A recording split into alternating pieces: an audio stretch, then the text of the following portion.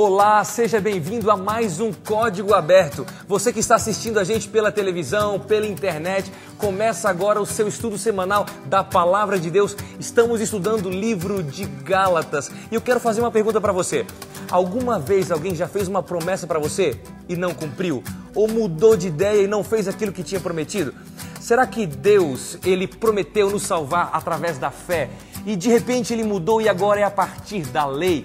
O assunto de hoje é muito importante, é a superioridade da promessa. E eu tenho aqui 3 convidados muito especiais que já estiveram aqui com a gente no Código Aberto. Na lição número 2, no tema número 2, estão mais uma vez aqui com a gente. Sejam muito bem-vindos. Vocês podem mais uma vez apresentar, dizer o nome de vocês.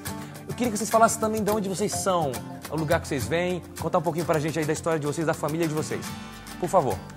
Muito bem, meu nome é Daniel Salles, eu sou compositor e trabalho hoje como ministro da música da Igreja Central de Curitiba. Mas você é de Curitiba ou você é da onde? Não, eu sou carioca, nascido...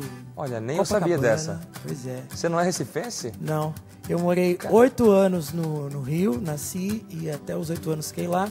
Depois fui para Pernambuco, onde de 1990 a 2004 morei, 14 anos.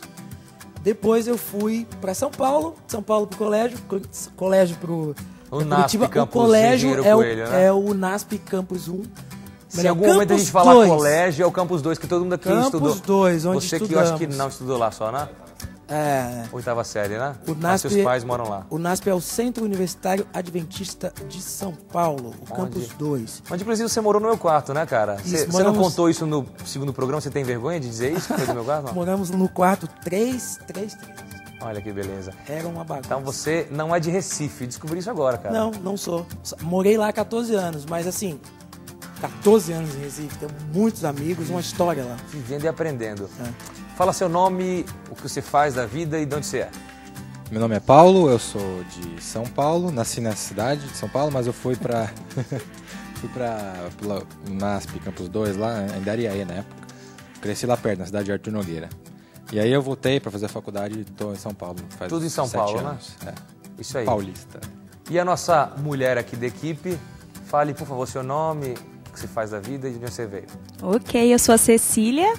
Eu sou tradutora, sou natural de Minas Gerais, da saudosa e querida Governador Valadares. Olha que beleza. Onde cresci, com exceção de 4 anos, que tive o privilégio de morar em Porto Velho, Rondônia, ainda durante a infância, e voltei para Minas Gerais. Hoje eu moro numa cidade muito amada, que é a cidade de Costa Rica, no Mato Grosso do Sul, onde, inclusive, nós temos o privilégio de ter a Novo Tempo em canal aberto, é o canal 13.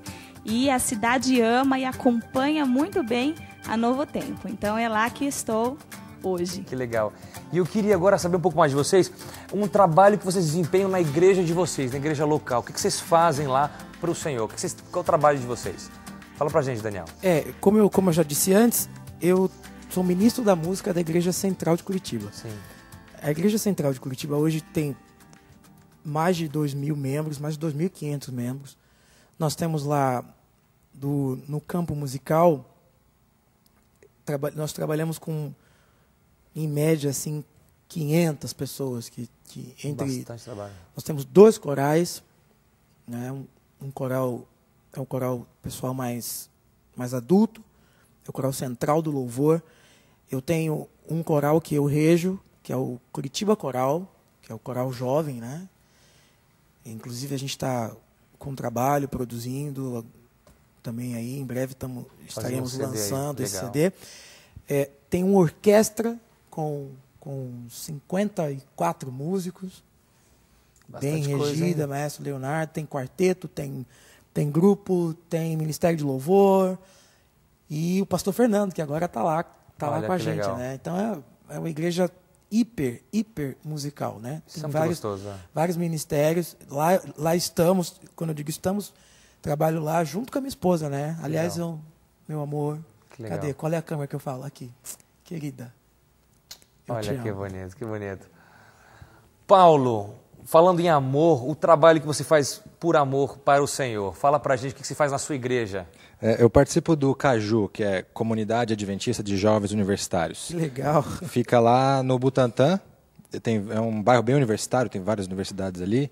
E a gente existe assim para quebrar preconceito sobre religião, para as pessoas irem em um lugar que seja agradável, que elas possam interagir, serem ouvidas. E a gente possa conversar sobre Deus, conversar com Deus, praticar voluntariado junto.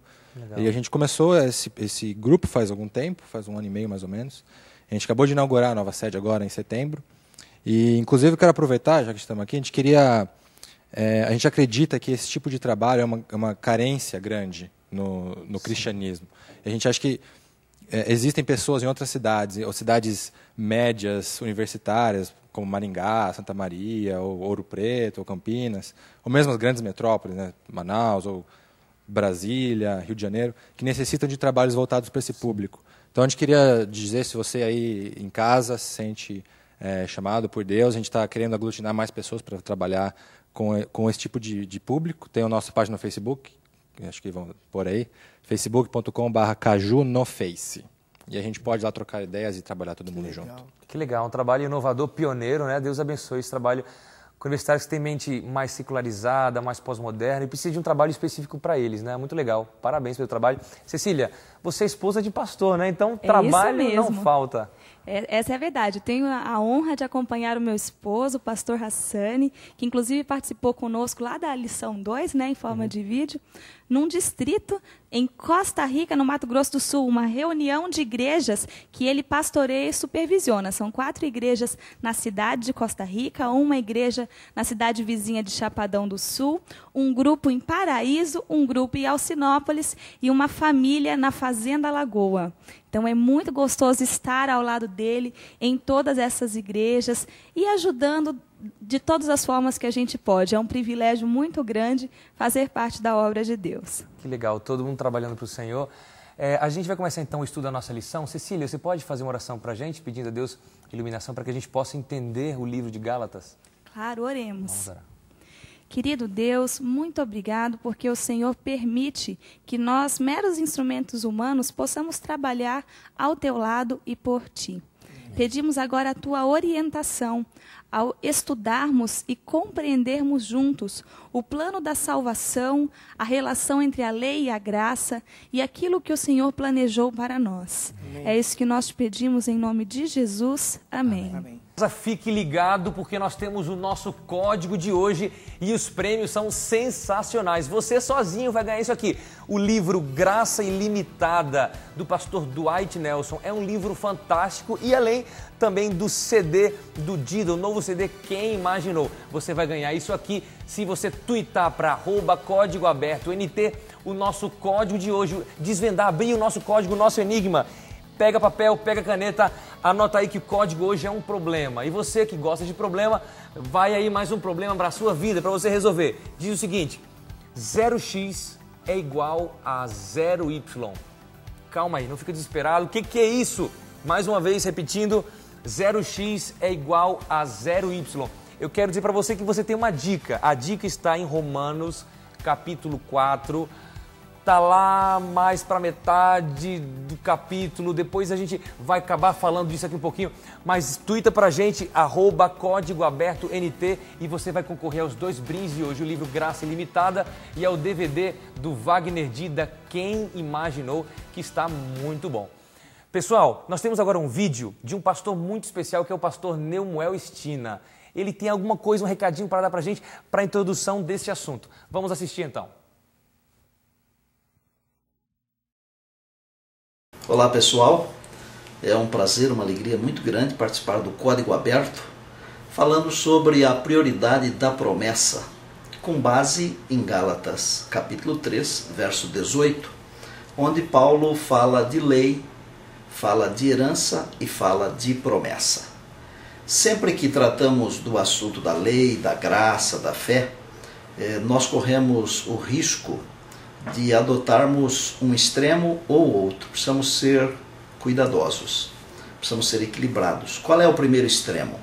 Pelo fato de sermos salvos pela graça, e isso é uma grande verdade, é a grande verdade do Evangelho, nós temos a tendência de deixar a lei de lado e alguns até de jogá-la no lixo. O outro extremo, não menos perigoso, é nos tornarmos perfeccionistas, adotarmos a lei e nos esquecermos completamente da graça. E é bom lembrar que é a graça que nos leva à salvação. Mas o cristão maduro, o cristão salvo, ele sabe plenamente o lugar da lei e o lugar da graça. E isso só é possível pela fé, porque sem fé a graça perde o seu valor e a lei se move do seu lugar. Eu quero compartilhar com você e com vocês algumas ideias daquilo que está no verso áureo. Primeiro, vamos falar sobre herança. A herança, primariamente, quando o Senhor apareceu e fez a promessa a Abraão, tinha a ver com a possessão da terra de Canaã.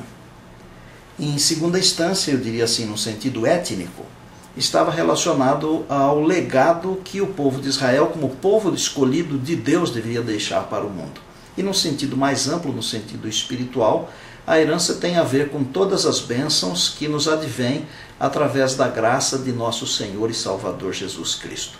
Isso aí, obrigado pastor Neumael Stina pelo seu recado, pelo seu vídeo. Se você que está em casa quer assistir esse vídeo e também aos outros vídeos anteriores, você pode entrar em nosso blog e conferir todo o material que está disponível aí para vocês.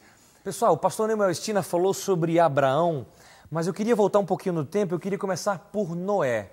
Deus ele sempre fez promessas e Deus sempre cumpriu essas promessas. Qual foi a promessa que Deus fez para Noé? Fala para a gente, Daniel. Deus, ele é interessante a gente observar esses fatores, né, sobre Deus, sobre a pessoa de Deus. Ao longo da história, Deus sempre fez alianças e promessas com os seres humanos, no sentido de promulgar a eles o Evangelho, no sentido de mostrar a eles a salvação. Com Noé, Deus, depois que o dilúvio aconteceu, a arca parou no monte, e aí Deus chamou a família de Noé, chamou os filhos e disse assim, olha, cresçam, multipliquem a terra, plantem, comam, tudo isso aqui foi dado a vocês. E aí depois Deus faz uma aliança com eles e diz assim, olha, nunca mais eu vou destruir a terra desta forma como aconteceu agora no dilúvio. E Deus faz uma aliança com Noé, no sentido de que não destruiria mais a terra daquela maneira. E aí Deus põe no céu um sinal dessa aliança, que é o arco-íris, que até hoje esse sinal ainda pode ser visto, né? Então Deus que promete, que cumpre. E a parte de Noé era acreditar na promessa de Deus, né? A gente vê o contraste com a Torre de Babel logo depois. Que contraste a gente percebe aí?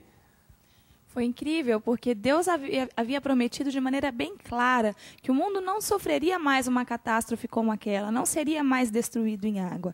E Noé creu, mas alguns de seus descendentes não, tempos depois. Então decidiram, nós vamos construir uma torre, um feito de engenharia assim grandioso. Vai ser alta, mas tão alta que ali, se por acaso Deus mudar de ideia e vier a destruir o mundo com água, nós vamos estar a salvo. Esse edifício nem Deus destrói. Ou seja, a incredulidade humana diante da fidelidade de Deus. Não cumpriram na promessa de Deus, que é o que a gente vai ver depois na história de Abraão também.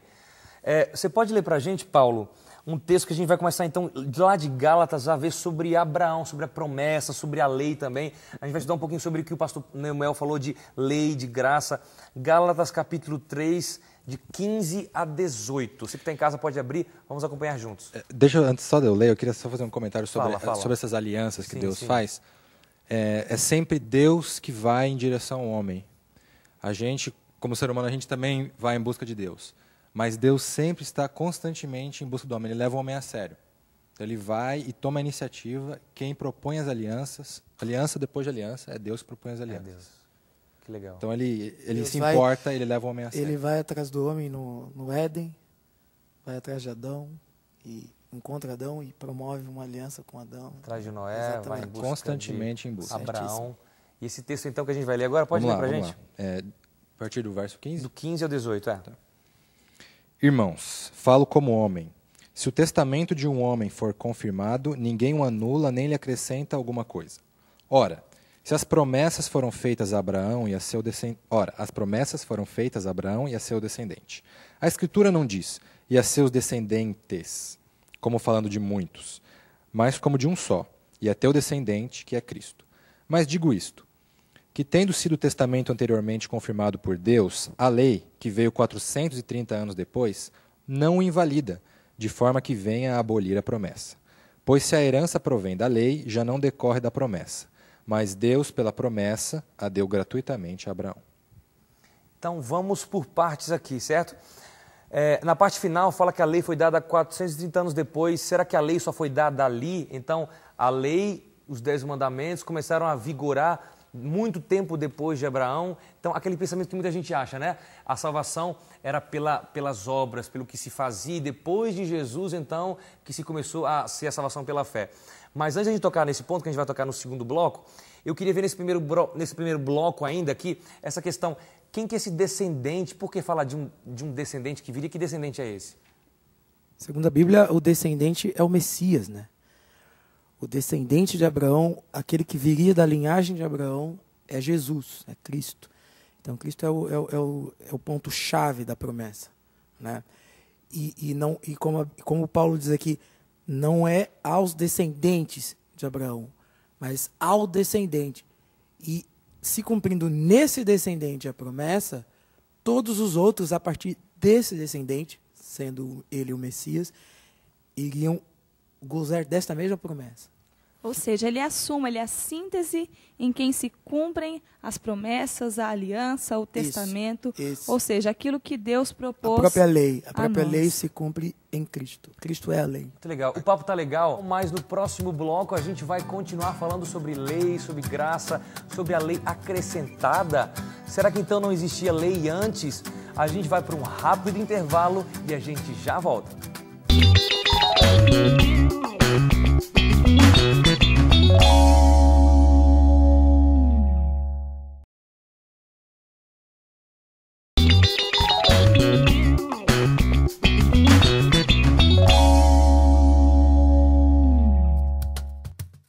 Olá, segundo bloco do Código Aberto, estamos de volta e queremos a sua participação.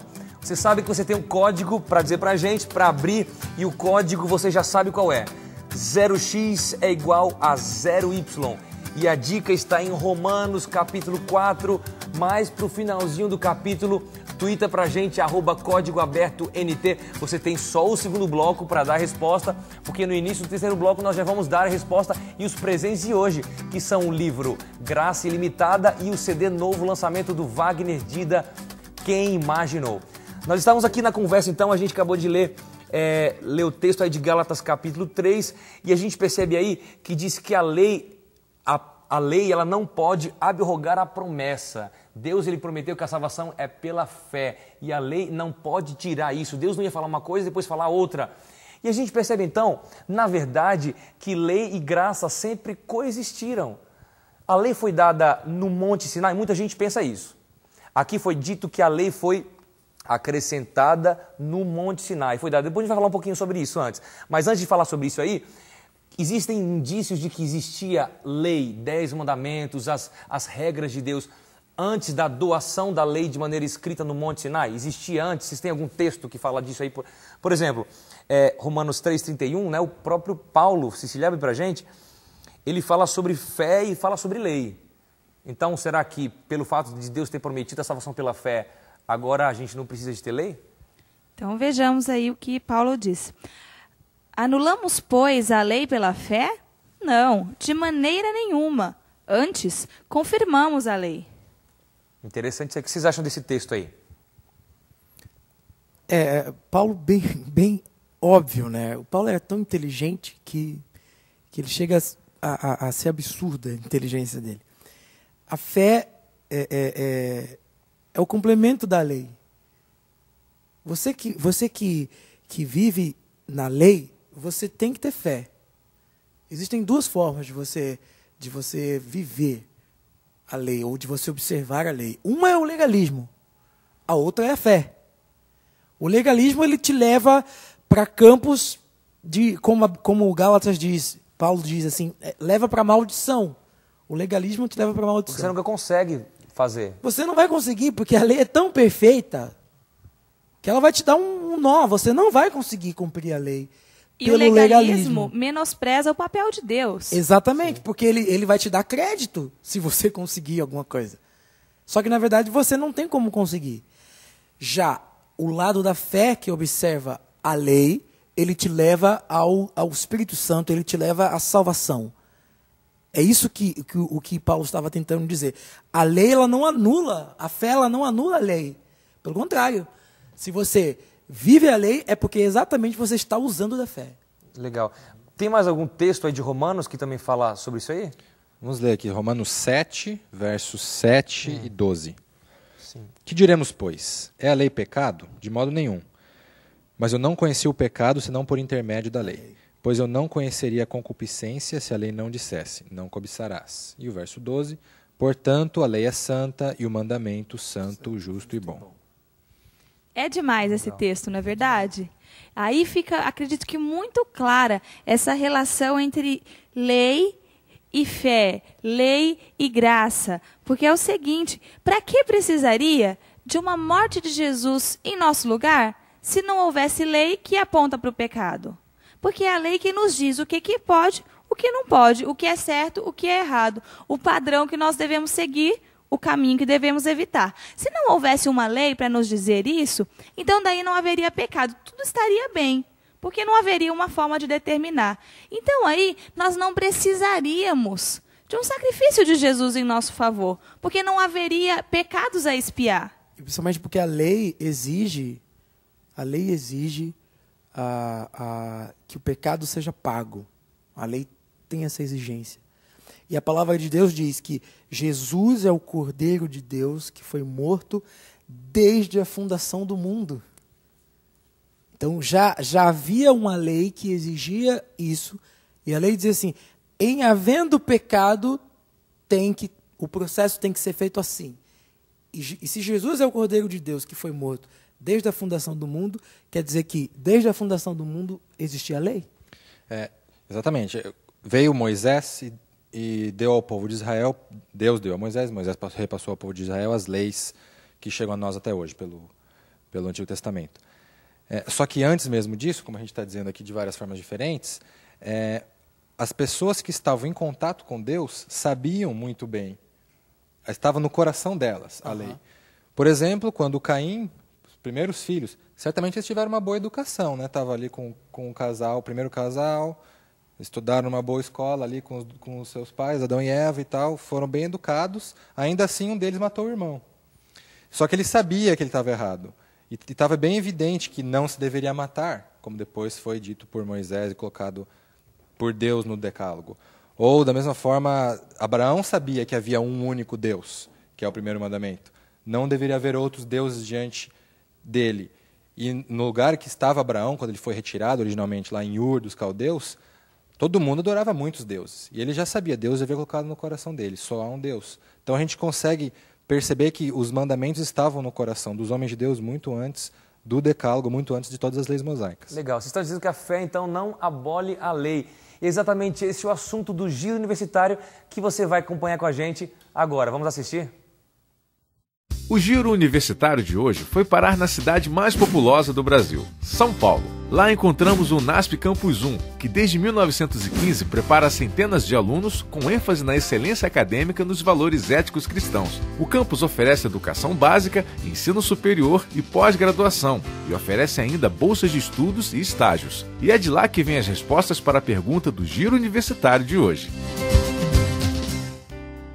Paulo diz que a salvação é pela fé e não pelas obras da lei. Você acha que isso quer dizer que a fé anula a lei? Fé é confiança, e você só confia em quem você conhece. Então, a partir do momento que nós conhecemos a Deus, nós temos um relacionamento e uma experiência íntima com Ele, isso acaba fazendo com que as obras elas fluam naturalmente. Eu acho que a fé não elimina as obras. Porque se você segue a fé, se você tem fé em Deus, você consequentemente vai querer obedecer às leis de Deus. Eu acredito que a fé sem obras ela não vale, porque a partir do momento que a gente tem fé, a gente tem o amor de Deus, a gente acredita num Deus que, apesar de a gente não vê-lo, que fé é acreditar nas coisas que a gente não vê, e a partir desse momento a gente começa a praticar obras. Quando você manifesta fé, uma fé genuína, sincera, em algo que é verdadeiro, como a nossa crença em Deus, quando você tem um relacionamento sincero com Ele, as obras não são um peso, um fardo. Elas ocorrem ao natural. Porque quando você ama alguém, você quer declarar ao mundo inteiro que você ama essa pessoa. Eu acredito que a fé não necessariamente vai eliminar as obras, porque a obra não necessariamente vai puxar você para a fé, mas quando você tem fé, você vai trabalhar porque você acredita naquilo.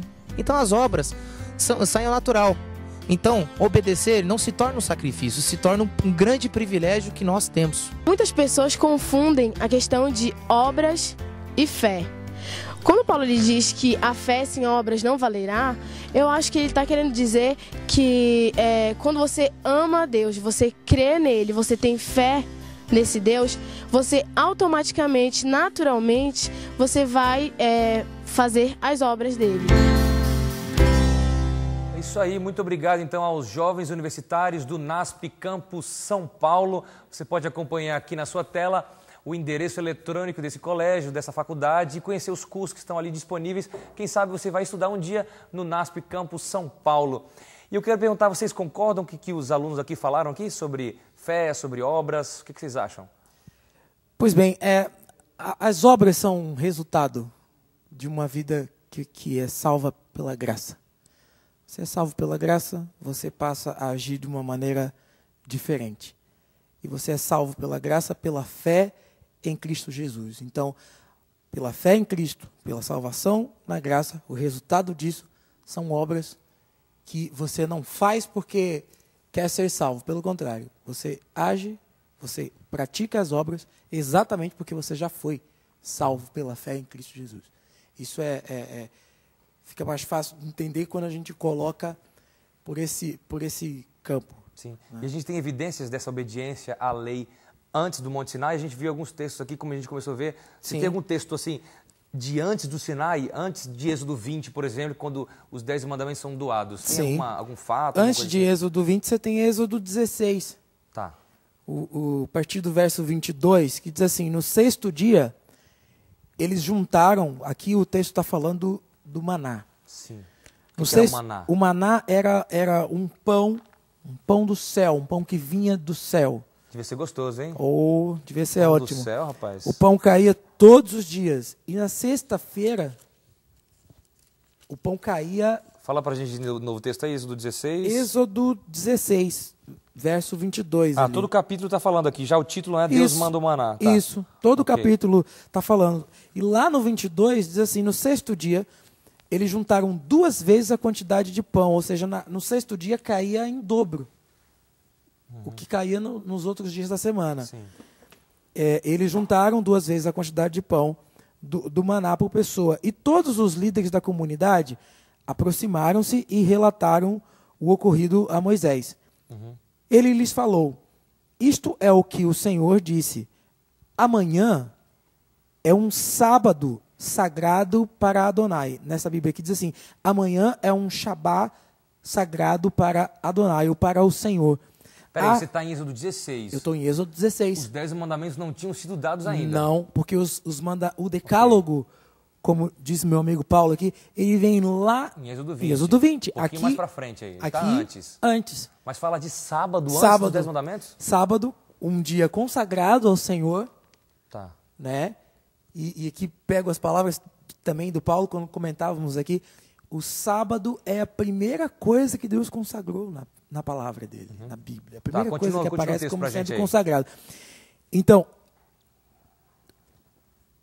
ele diz assim: vocês não vão colher o maná no sábado. Aí o verso 23 diz: isto é o que o Senhor disse, amanhã é um sábado sagrado para o Senhor. Assem o que desejarem assar, cozinhem o que desejarem cozinhar. E o que quer que sobre, ponham de lado e guardem para amanhã. Eles o puseram de lado até amanhã, como Moisés ordenou, e não apodreceu, nem criou bichos. Moisés disse: hoje comam isso porque hoje é um sábado para o Senhor. Hoje vocês não o acharão no acampamento. Juntem-no durante 6 dias, mas o 7º dia é o sábado. Nesse dia não haverá nada. Contudo, no 7º dia, aí ele fala que algumas pessoas saíram para recolher e assim como lá na Torre de Babel houve desobedientes, aqui também apareceram outra vez pessoas que não tinham fé na promessa de Deus. Pessoas que achavam que tinham que colher o maná, saíram para colher o maná no sábado, mas só que o maná não caiu. Que coisa mais interessante, né? Nós começamos falando um pouquinho sobre Abraão, né? E veja aqui o que diz em Êxodo 26, no capítulo 5, perdão, em Gênesis, bem antes do Êxodo, então, hein? Sim. Gênesis 26, no versículo 5. Porque Abraão obedeceu a minha palavra e guardou os meus mandados, os meus preceitos, os meus estatutos e as minhas leis. Ou seja, esse patriarca, na época dele, bem antes que houvesse a entrega da lei no Sinai, já guardava as leis, os estatutos, os preceitos, tudo isso então já existia. A lei não foi algo que Deus pensou e falou, vou dar ao meu povo agora, porque não existia antes, está faltando. Não, Gênesis porque Abraão, lá em Gênesis, guardou as leis de Deus. No texto que o Daniel leu, até uma parte que você não leu, Daniel, mas no versículo 28 diz assim, e o Senhor disse a Moisés, até quando recusareis guardar meus mandamentos e as minhas leis? Então Deus fala de mandamentos e leis antes das leis serem dadas em Êxodo 20. Em Gênesis também Deus fala disso aí, então leis antes. Agora eu não entendo uma coisa, por que em Gálatas capítulo 3 diz que a lei foi acrescentada? Nós estamos indo para um rápido intervalo. No próximo bloco a gente vai entender um pouquinho mais. Como assim? Se a lei já existia, por que a lei foi acrescentada? Você pode tomar uma água, sair rapidinho, mas volta logo, porque a gente tem mais assunto daqui a pouco, depois do intervalo. Eu espero você.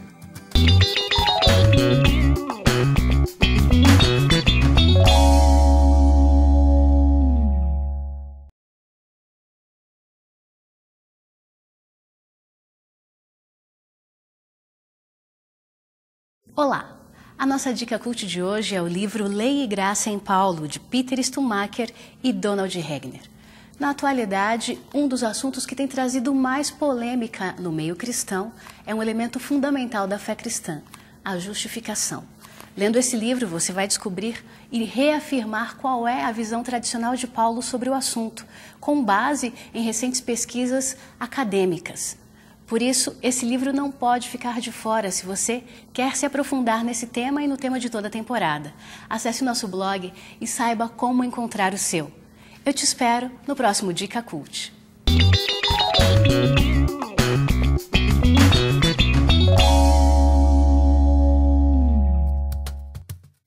Depois do rápido intervalo, o Código Aberto está de volta para o terceiro bloco. E eu gostaria de dizer para você que você pode ganhar um presente aqui do Código Aberto, que é o nosso guia de estudo, para você estudar assuntos da Bíblia, assuntos muito importantes. Aqui você vai estudar o que acontece com a pessoa quando ela morre. Aqui você vai saber como vai ser a volta de Jesus. Nesse guia de estudo também pequenininho, você vai encontrar assuntos como a lei, como a graça, a alimentação. Será que a gente pode comer de tudo? Deus, ele abençoou todos os alimentos e agora a gente pode comer qualquer coisa. Tudo você vai encontrar nesse guia de estudos que pode ser seu se você apenas escrever para esse endereço que está aparecendo aí na sua tela. Escreva e você vai receber gratuitamente na sua casa. Falando em gratuitamente, falando em presente, tem um presente para você, mas está difícil hoje esse código. O pessoal aqui, os convidados estão assim, conta pra gente qual que é, pra gente twittar e poder ganhar também. Eu vou dar um tempinho maior, eu sempre dou 30 segundos, acabou. Não, eu vou dar um tempinho maior para você. Relembrando o código, 0x é igual a 0y. Abre o Twitter agora, que você vai ter tempo de responder ainda, porque a gente vai ler o texto e eu vou dar a dica agora, está em Romanos, capítulo 4, versículo 15. Lê pra gente, Cecília, e você vai tweetando aí.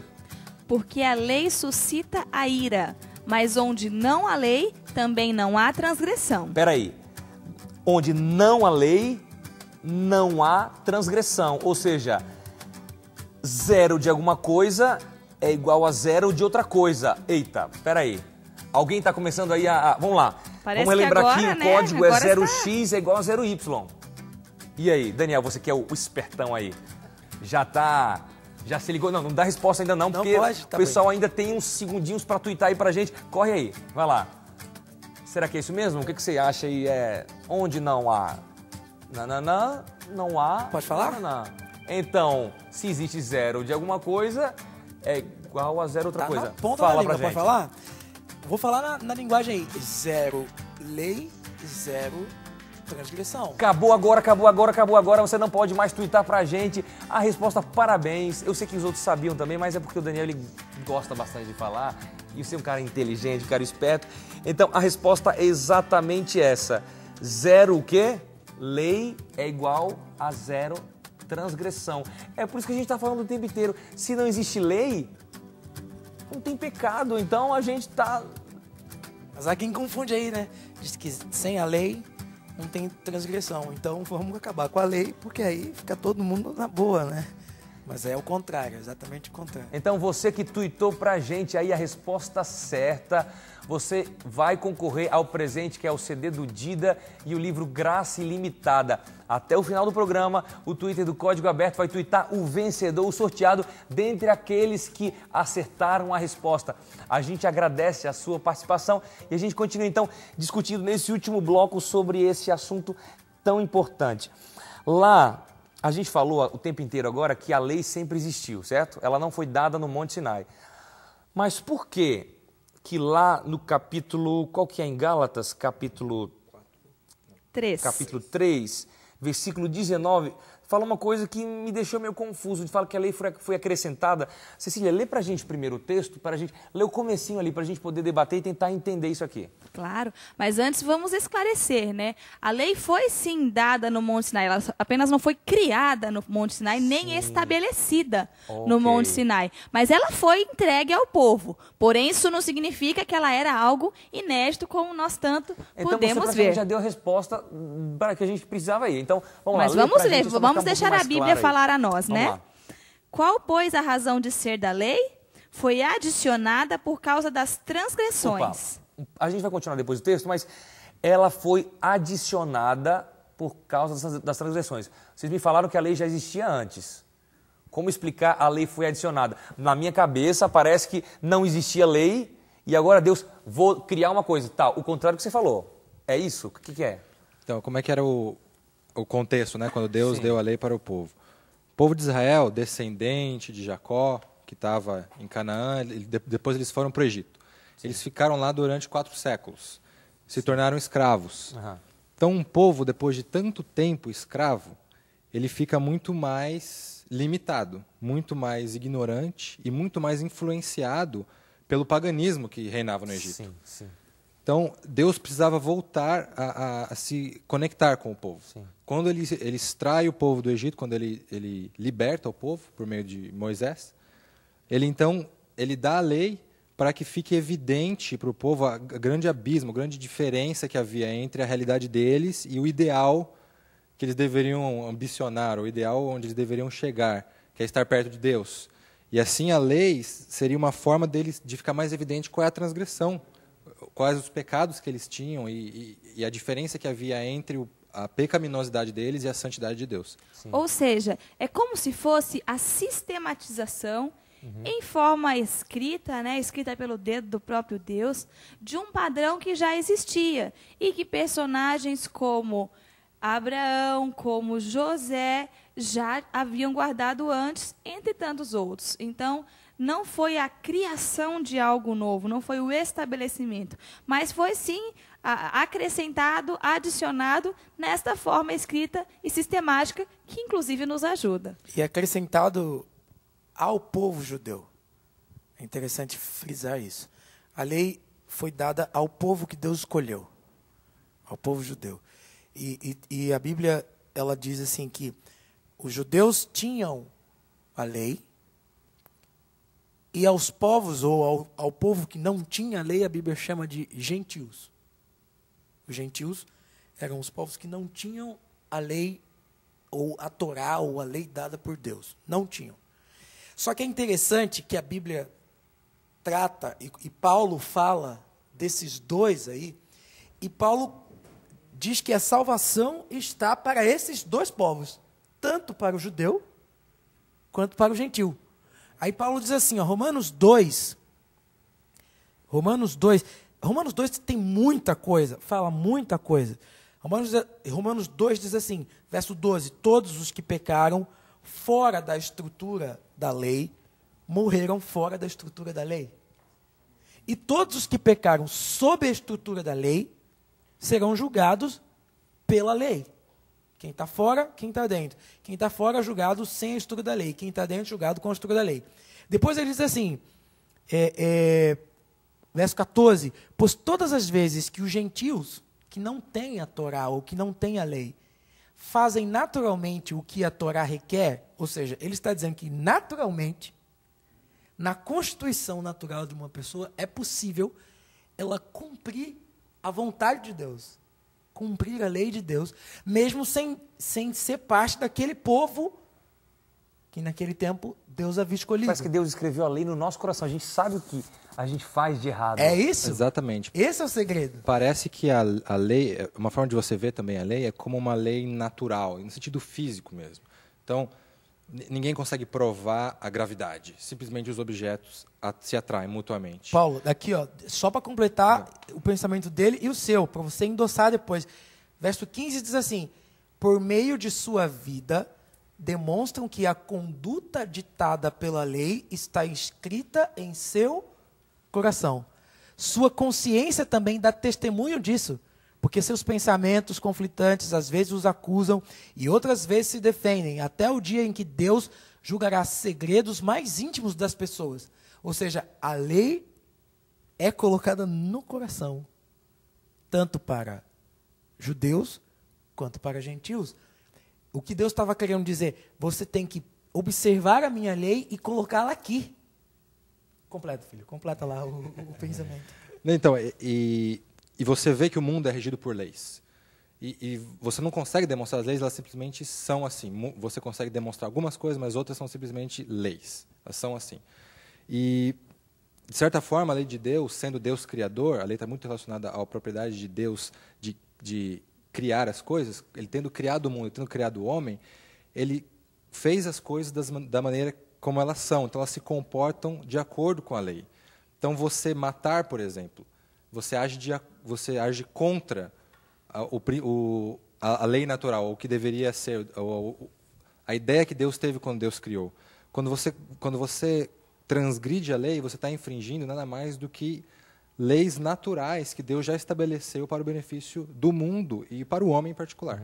E, Paulo, isso é algo tão forte e tão marcado que a gente, olhando para as diversas culturas do mundo, tanto atuais quanto passadas, mesmo aquelas que nunca tiveram contato com esse Deus bíblico, no qual nós acreditamos e pregamos, você percebe que eles tinham códigos de conduta que endossavam esses aspectos da lei. De alguma forma, você vê que mesmo dentro da variedade cultural tão grande, certos comportamentos não são aceitos. E por quê? Por causa dessa lei gravada no coração. Algo que Deus fez para que nós fôssemos mais felizes e não o contrário. Tantas pessoas acham que a lei é algo que aprisiona, mas na verdade ela liberta. Tanto que o ser humano, mesmo sem conhecer os 10 mandamentos em si, ele já vai se encaminhando para esse comportamento. Paulo expande, desculpa, Dani, Paulo expande o conceito da lei. Ou seja, a lei deixa de ser aquele bloco de ordenanças que os judeus seguiam cegamente e não entendiam por quê. E Paulo expande isso. Aí Paulo diz assim, ó, Romanos 2, verso 28, porque o judeu de verdade não é apenas o exteriormente judeu. A circuncisão não é apenas exterior e física. Ao contrário, o judeu de verdade é quem o é interiormente. E a verdadeira circuncisão é a do coração espiritual, não literal, para que o seu louvor não proceda dos homens, mas de Deus. Legal. Paulo expande o conceito da lei e diz assim, a lei tem que estar aqui, meu irmão. Tem que estar dentro. E só para a gente terminar então, tem um pensamento da escritora adventista, Ellen White, que ela fala sobre essa lei como a gente viu, acrescentada, que na verdade ela foi adaptada para a realidade daqueles escravos que precisam ter uma visão majestosa, grandiosa e da autoridade de Deus. Ela diz assim, ó, a lei não pode ser modificada, mas foi adaptada, olha só, adaptada para atender às necessidades da pecaminosidade do povo israelita. Durante o cativeiro, foram expostos à idolatria, como você falou, e ao paganismo. Foram escravizados. Isso quase que completamente destruiu as sensibilidades espirituais do povo. Então Deus adapta as leis. E logo depois desse texto que a gente viu de Gálatas 3,19, diz que a lei foi acrescentada por causa das transgressões, ou seja, para esclarecer e aumentar, ampliar as transgressões do povo. E diz então no finalzinho, até que viesse o descendente. Ou seja, o papel dessa lei modificada foi até que Jesus viesse. E agora a lei continua da mesma maneira de antes. Como? Gravada no coração. É o que Paulo já falava. Não sei se dá tempo de pode falar. A gente pode ver também que Cristo é a expressão da lei, porque ele a cumpriu. Uma forma da gente ver isso usando dois textos. Um deles é João 14,6, que dizia Jesus, eu sou o caminho, a verdade e a vida. Então Jesus disse, eu sou a verdade. E em Salmo 119, 142, a gente não vai ler porque não tem tempo, está dizendo Davi, a tua lei é a verdade. Então, na lógica, aquele exercício básico, é a verdade. Se A é igual a B e B é igual a C, então A é igual a C. Então, se Jesus é a verdade e a verdade é a lei, então, decorre que Jesus é a lei. Então, Jesus é a expressão viva do cumprimento da lei de Deus. E é um exemplo que, ainda que inatingível, que nós jamais conseguiremos ser iguais a Jesus aqui, é um objetivo que nós devemos sempre ter. É a conhecida palavra dita santificação no cristianismo, né? Que você está sempre tentando chegar a um ideal que você não vai conseguir, mas que Deus te ajuda imputando a justiça em você. Jesus vem exatamente para dizer que a lei é possível de ser cumprida. A lei de Deus Satanás queria provar que a lei de Deus era impossível de ser cumprida. Jesus vem e prova exatamente o contrário. É possível. A lei é possível de ser vivida, é possível de ser cumprida. Está aqui, eu estou fazendo. E a imperfeição que nós temos, nós podemos recorrer à perfeição de Cristo, para que assim nós sejamos aceitos junto ao Pai. Isso aí, pessoal. Muito boa conversa, mas nosso tempo fica por aqui. Você aí de casa, se lembre que a promessa de Deus sempre continuará a mesma. Sempre seremos salvos por Jesus Cristo. Mas a promessa, ela não anula a lei. Vivendo em Jesus, teremos prazer em seguir a lei. A gente fica por aqui. Você ouve agora uma música muito especial com Daniel Salles. Até o próximo programa.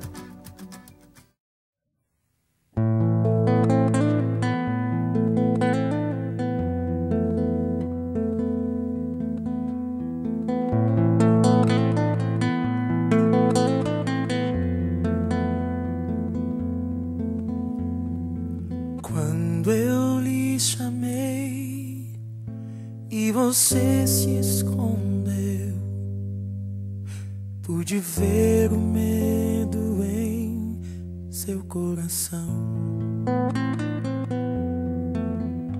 e a vergonha do pecado que o fazia chorar, embargando a voz, tentando se explicar.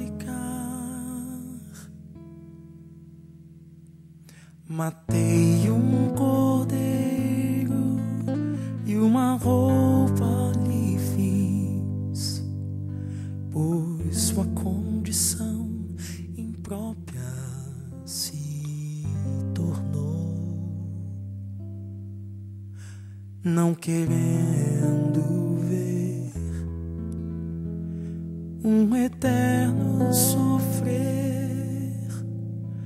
A morte foi a bênção que lhe dei. Chorei ao ver você envelhecer.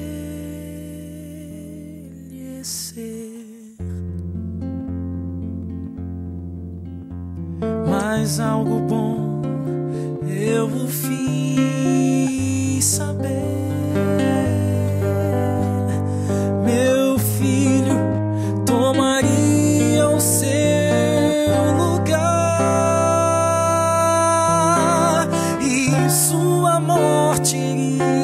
lhe salvar. Agora tão somente precisas aceitar o plano que outrora formulei, e para cada erro cometido, então o meu perdão e graça lhe darei. E quando pra você eu olhar,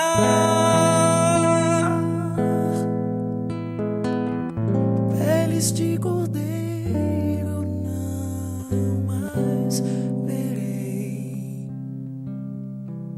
mas sim roupas brancas de justiça,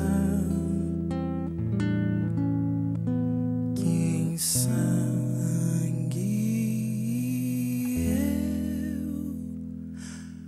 eu lavei.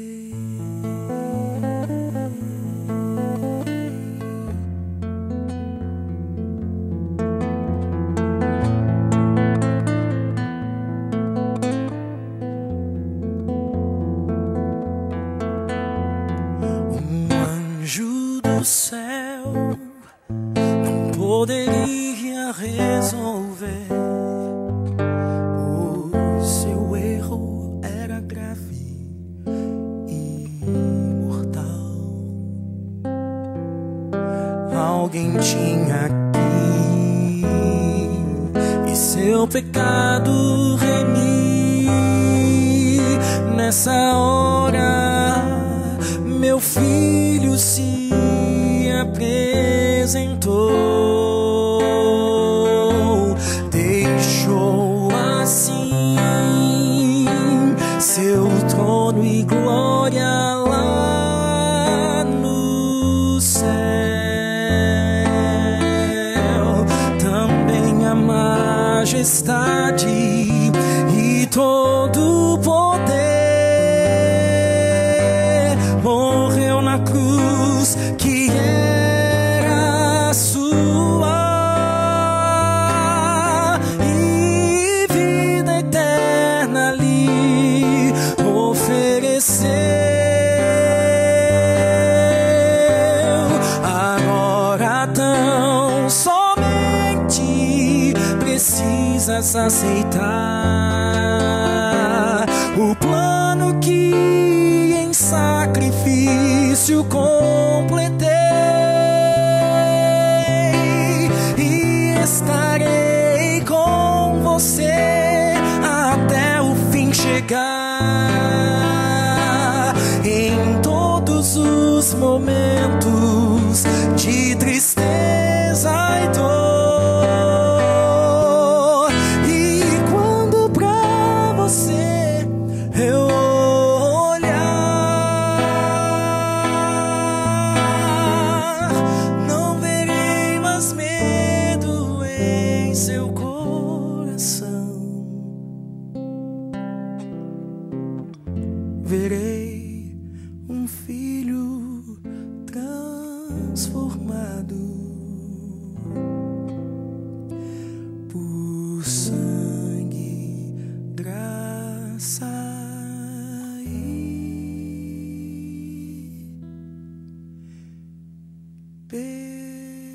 perdão.